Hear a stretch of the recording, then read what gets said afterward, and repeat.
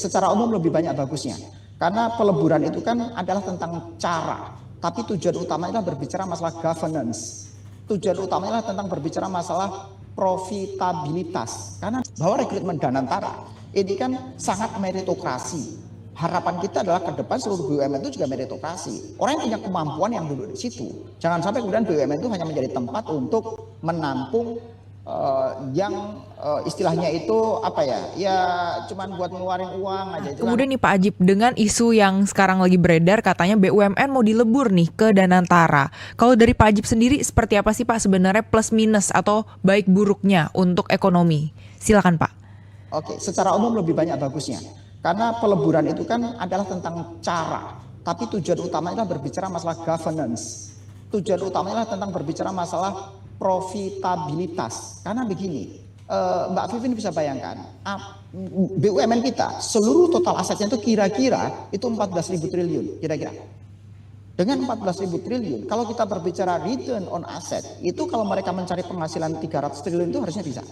Secara ekonomi, kita bisa benchmarking dengan sektor swasta.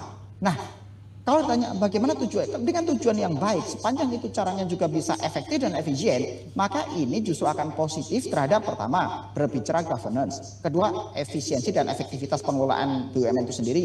Yang ketiga adalah kontribusi terhadap penerimaan negara. Karena pemegang saham BUMN ini kan adalah negara.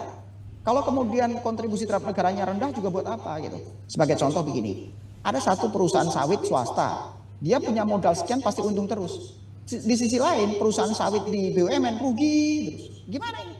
Atau misalnya perusahaan perikanan itu di Indonesia itu marginnya luar biasa tinggi dari sisi return on investment.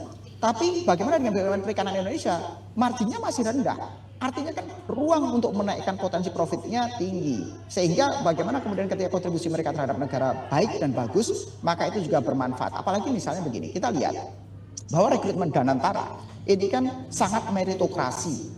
Harapan kita adalah ke depan seluruh BUMN itu juga meritokrasi. Orang yang punya kemampuan yang duduk di situ. Jangan sampai kemudian BUMN itu hanya menjadi tempat untuk menampung yang istilahnya itu apa ya cuman buat ngeluarin uang aja. Itu kan ya kalau istilah politiknya Tesco misalnya ya, kita nggak berharap untuk ke sana karena kan sekali lagi BUMN itu kan sahamnya negara, ini uang negara secara tidak langsung, jadi seharusnya dikelola dengan proper dan bertanggung jawab. Dan saya lihat arah tentang dan restrukturisasi tentang BUMN ini mengarah ke sana, tentang profesionalisme, tentang meritokrasi, dan tentang menaikkan potensi penghasilan yang lebih baik dan menyumbang di penerimaan negara bukan pajak di struktur APBN kita ke depannya.